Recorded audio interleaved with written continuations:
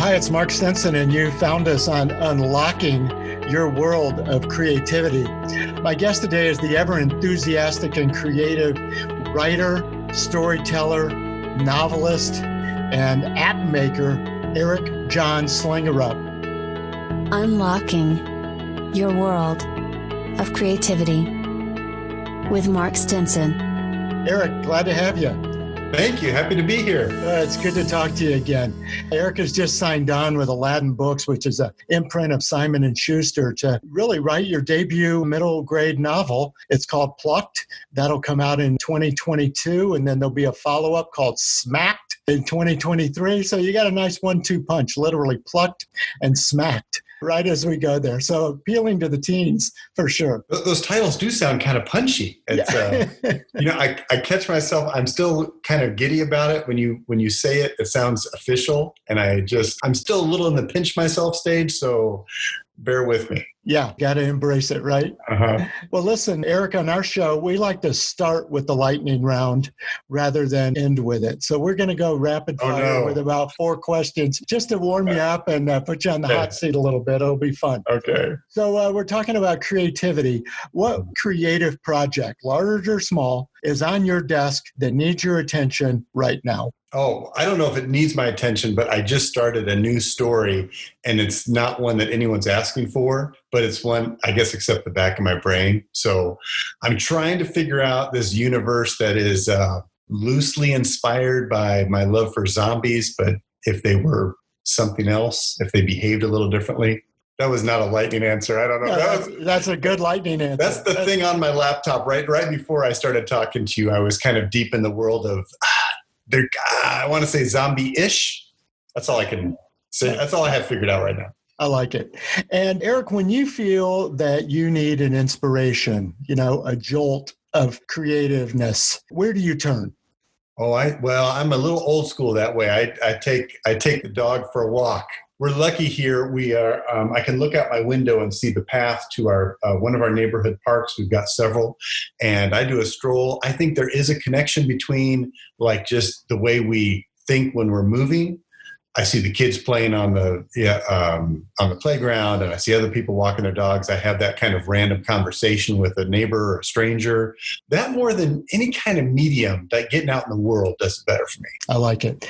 And then when you say that you might face obstacles to your creativity, what comes up for you the most? Or I guess frequently, do you keep running into the same obstacles?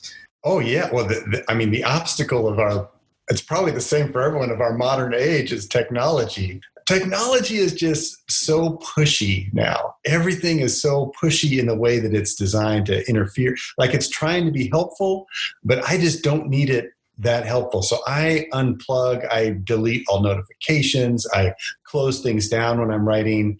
I move my phone physically away from me. I do all the things so that the technology will serve me.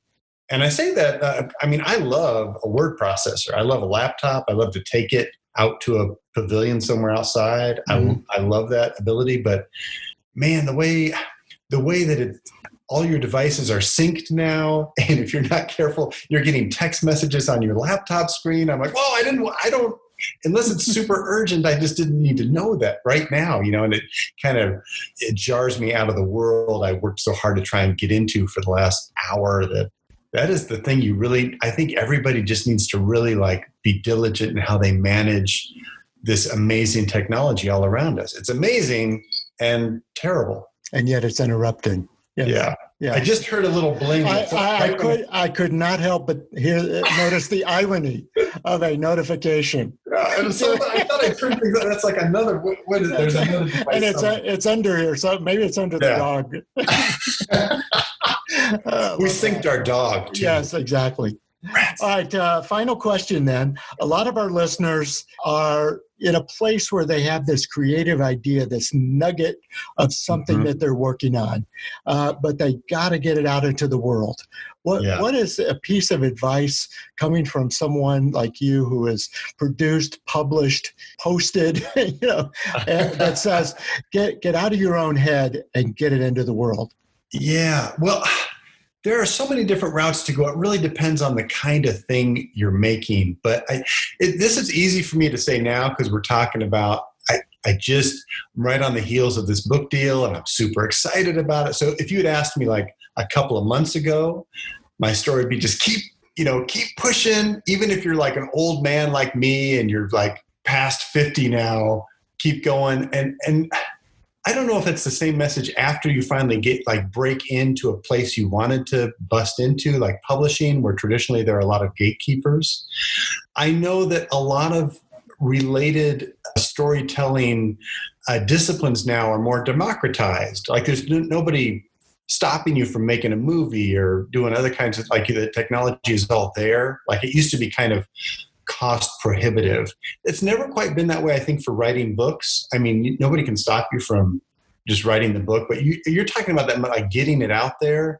I just think you just need to keep trying with every opportunity that comes your way. Mine came about in an unexpected way. I was in the middle of collecting rejections from those cold queries, and I met somebody who knew somebody who knew somebody. It was one of those moments that it finally happened for me. But if I hadn't have been like kind of attuned to looking for that moment whenever it presented itself, I might have missed it. Mm-hmm. So you still got to be open to it. My feeling is still have coffee with everybody. I mean, have some kind of virtual coffee. You still got to, I still believe you do that with everybody who asks. Kind of think more in terms of, you're always like, when you're wanting that break of getting your thing out into the world, you're so into like, what can I get out of someone? But I think the way to really move things forward for yourself is to recognize that wherever you are in the process, or whatever your status is as a creator, you've got some valuable stash of something that somebody else wants, that you can be. It affords you the opportunity to be generous with a lot of people. You don't even have to be that selective. Just be generous with your stash of whatever you have that's valuable, and you will find that returns itself, I think, many times over. Have those coffees, take the calls, take the times with people, and, people who, as soon as you mention book, everybody says, "Oh, I've got an idea for a book." I'm like, "Oh, do you?"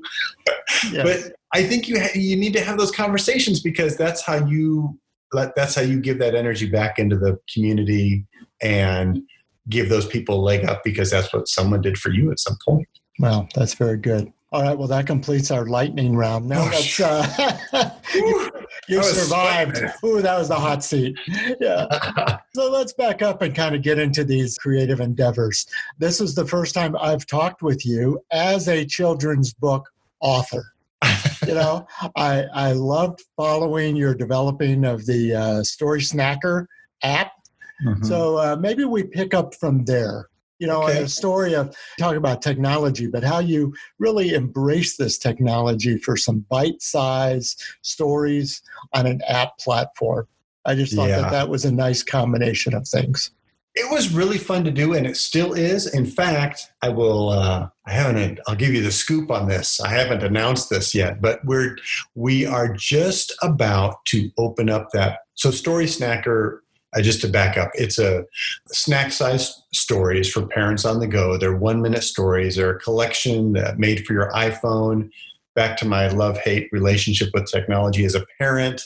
I've always struggled with being a good parent if my phone is like distracting me.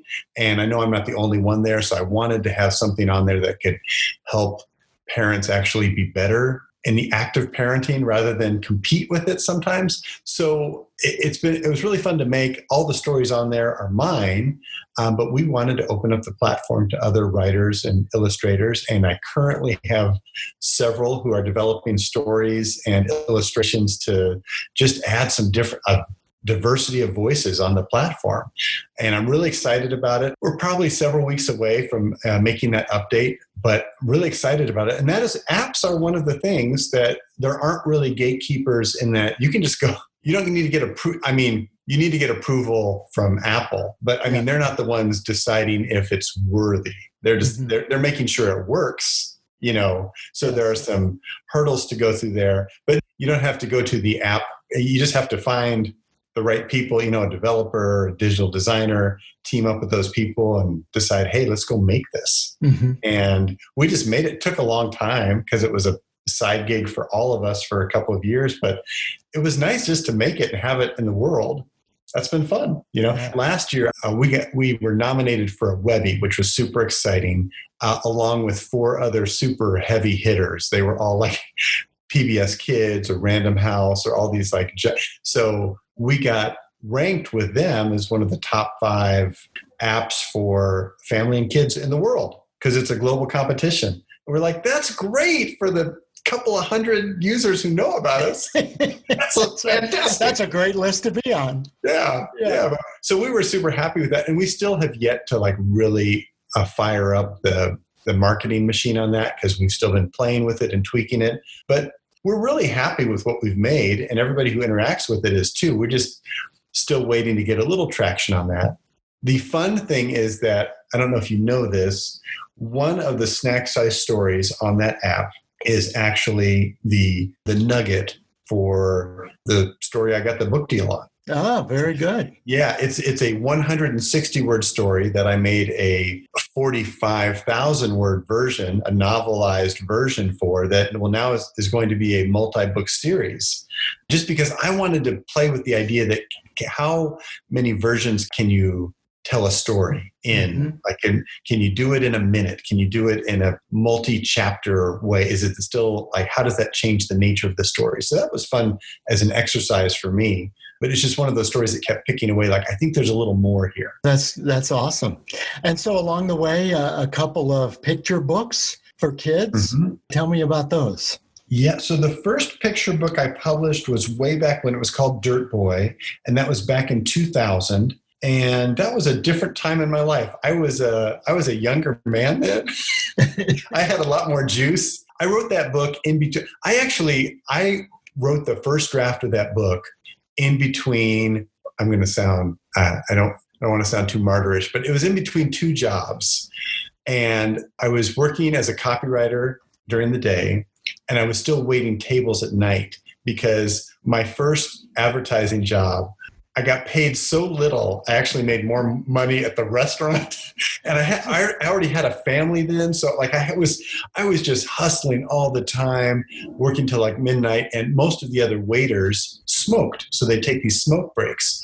So I took, just to make it fair, I took writing breaks, and I wrote that book, Dirt Boy, in a little alley that they called the smoke hole by the trash bin.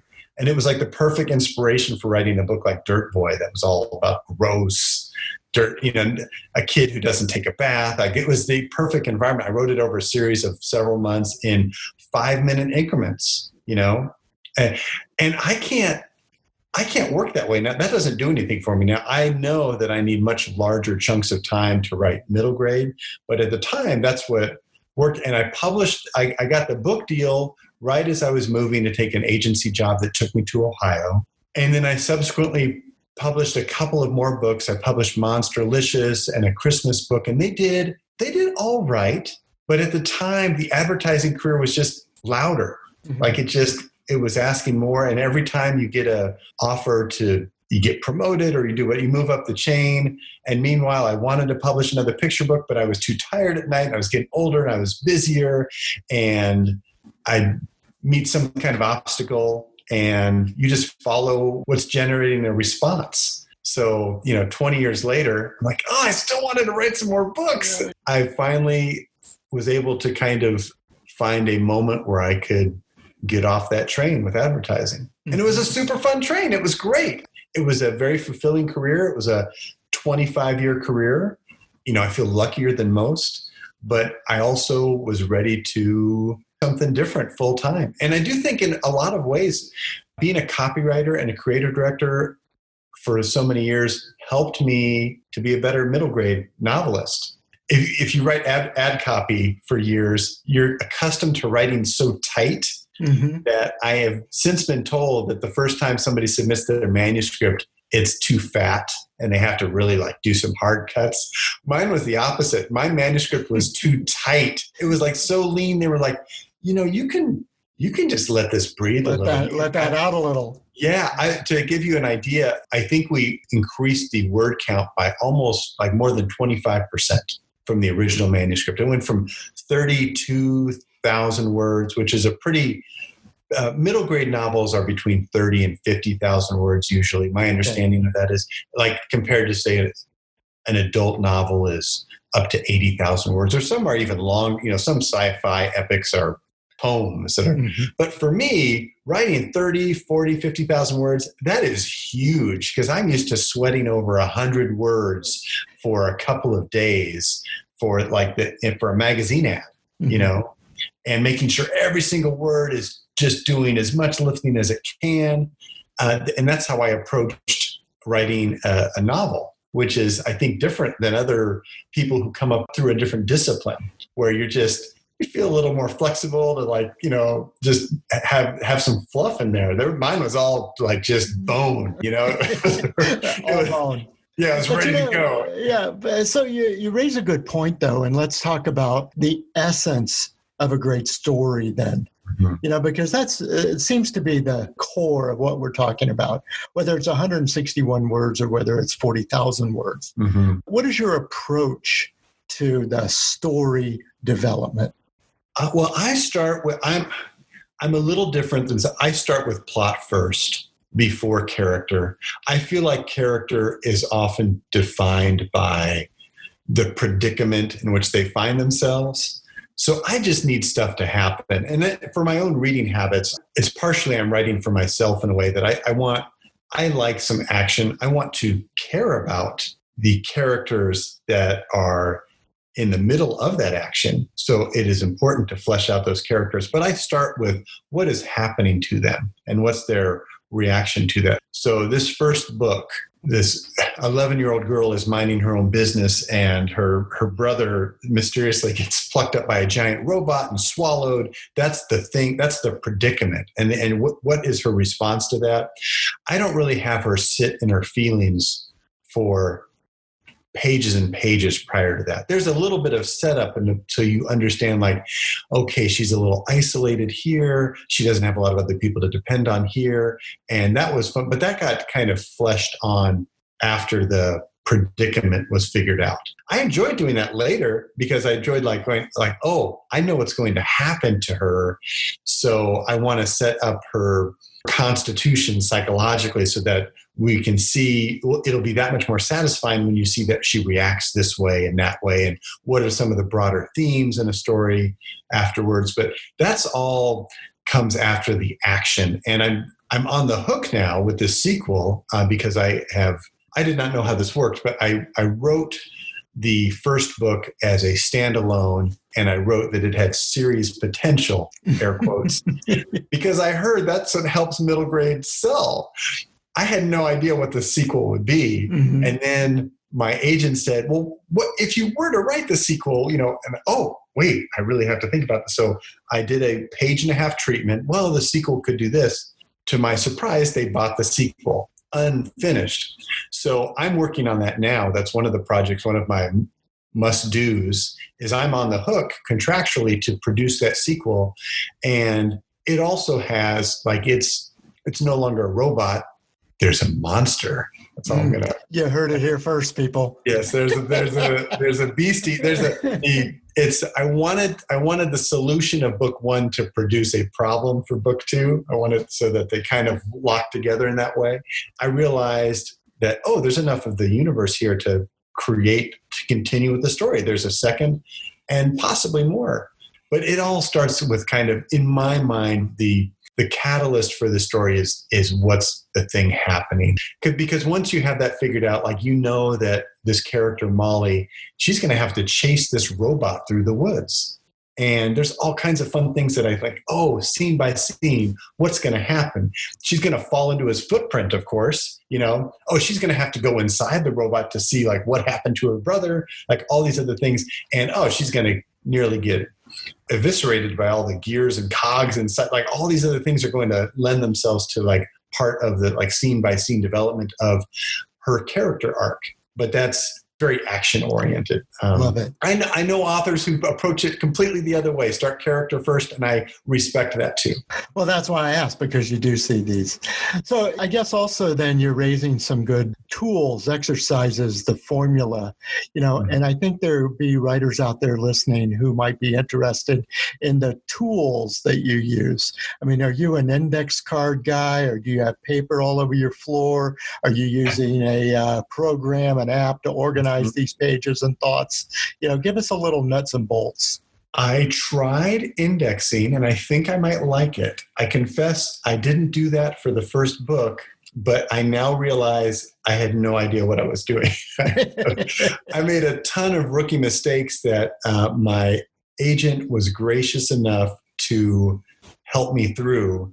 And we went back and forth and just beat up that manuscript. She loved the core idea, but I'm going to save myself a lot of pain, I think, with mapping out a few things in this one that I did not do in the first one.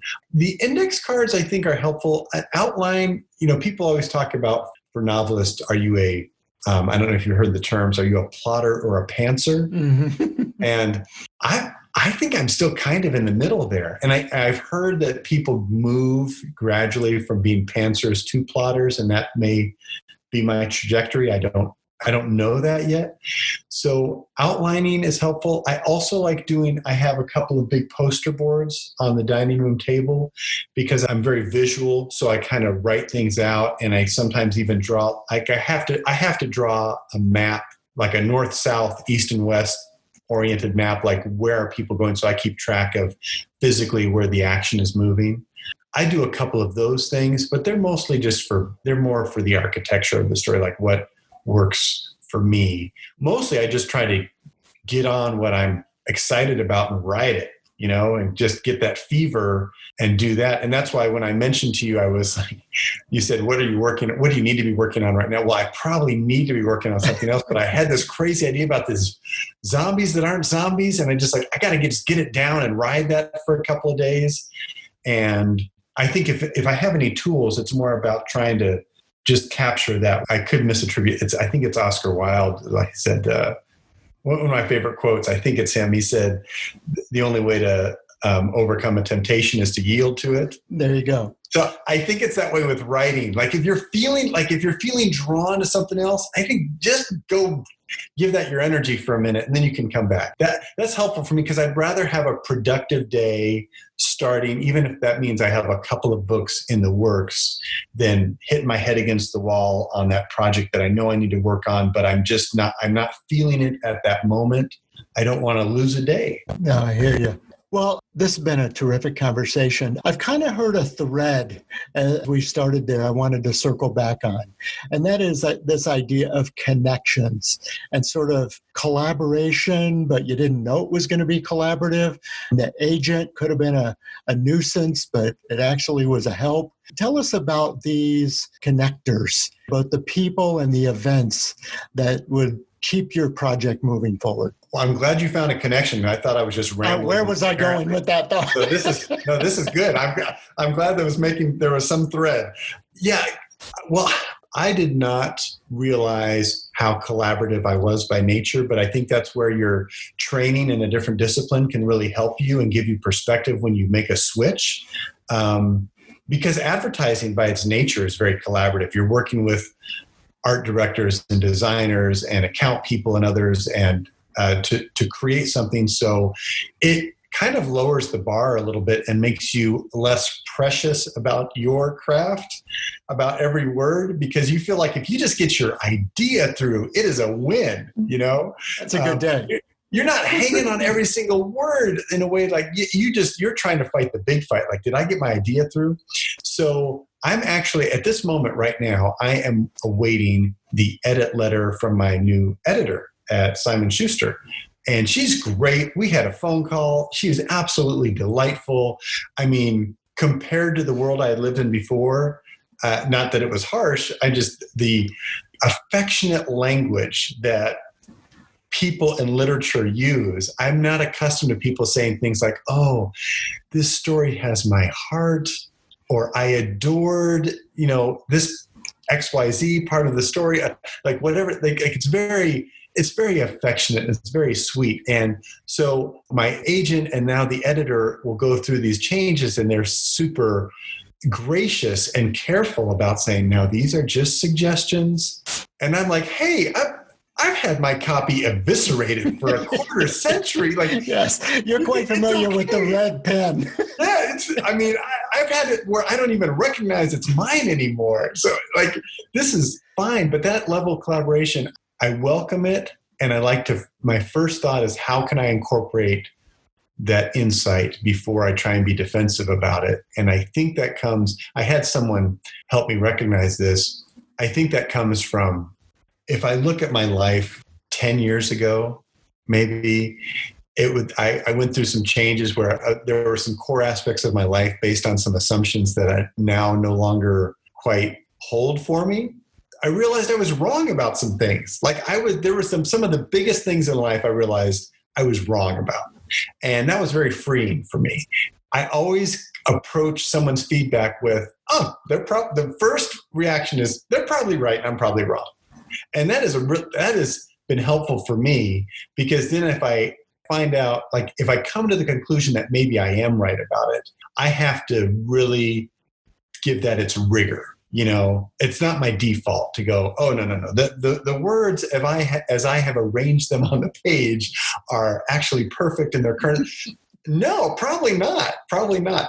As an example, I was guilty, I'm so embarrassed about it now, but I was guilty in this first book of having what I now know is a roaming POV.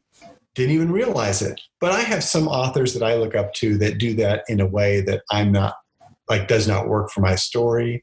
And I was trying to interject some of my love for their writing styles, and I would go on these tangents, and like all of a sudden the point of view would move from the main character in some unclear way into the head of some woodland animal that had nothing to do with the story, but it was a really funny joke. Hitchhiker's Guide to the Galaxy, kind of like omniscient point of view. I just switch over there all of a sudden. Everyone I gave it to was like, yeah, that's not, we see what you're trying to do. Yeah, that's not you lost me on that one. Yeah. It was super helpful. I'm like, okay, you know what? I will save that hilarious joke for another day. It doesn't fit. It doesn't serve the story. And if that's collaboration, then I think it's probably better. It's also, somebody else can see your story in ways that they can see the strengths of your story that might be invisible to you. Like I did not realize that this is how we sold the story. 5 words: Iron Giant with a girl. And I was like, no, that's not, it's not Iron Giant at all. I love Iron Giant, but that seems derivative. No, listen, Iron Giant with a girl, you'll sell the book. Sure enough, that worked. And I realized I had written I have a very, very feminist story that was unintentional. Not that, I am very pro-woman. I have, you didn't set out to write this. It was not the intention. Yeah. I'm surrounded by inspiring female figures in my life in a way that I wasn't in an earlier part of my, I'm the oldest of 4 boys. My first 2 children were boys. My brother was I only had nephews. I didn't have nieces. And then now I find myself later in life, I'm now surrounded by girls. I'm having children again later in life. And now it's all girls all the time. That's been my experience. So of course, naturally, those are the people inspiring me in my writing in a way that I didn't recognize. So I'm writing this tough, very resourceful, inventive girl who's the main character, and my agent says, oh, this is going to be perfect in the, that movement of STEM for girls. This is right. This is so timely right now for that. I'm like, oh, really? I was just writing kind of just pop and you just go with it. Yeah. Yeah. So, because of that insight, we strengthen some of those aspects, like the moments when she's having her kind of MacGyver moment. Like we go all the way with that because we realized, oh, it's a strength of the story. It's a cool part. It's really who this character is. She's leaning on her own wits to make it, to survive. I probably wouldn't have recognized it in that way without someone else telling me, oh, no, here's what you wrote. No. Wait, you're telling me what I wrote? Okay, I got it. So in that way, collaboration is great. And I think everybody should be really open to just beating up your own assumptions for a minute. And you might find you're right on some, but I think you might find you're you can be enlightened on some too. Yeah. Well, Erik, where can people find you, connect with you, engage with you, follow the developments of these stories? Oh, I have become a little more active on the Twitter machine. Twitter used to be, not to be judgmental, but kind of a dark and toxic place that I would occasionally visit and be scared about. But I since have found the middle grade literature universe on Twitter is delightful. So I'm on Twitter, Erik Slangerup. There aren't too many Slangerups in the world, so I'm really easy to find. I think I'm at Erik Slangerup, also on Instagram. Those are probably where you'll find me the most often. Erik, what a great conversation. Great catching up with you, exchanging these ideas, and just hearing how things are going for you. I really appreciate you sharing. It's been an absolute pleasure. Thanks, Mark. Yeah, well, all the best with your future creative endeavors. Get these things out in the world, as they say. Planning to. Thank you. Unlocking your world of creativity with Mark Stinson. Copyright 2020. Join me again next time with more on how to tap into your most original thinking, get inspiration from experts' own experiences, and gain specific tools, exercises, and formulas to help organize your ideas. And most of all, learn to make the connections and create the opportunities to get your creative work out into the world.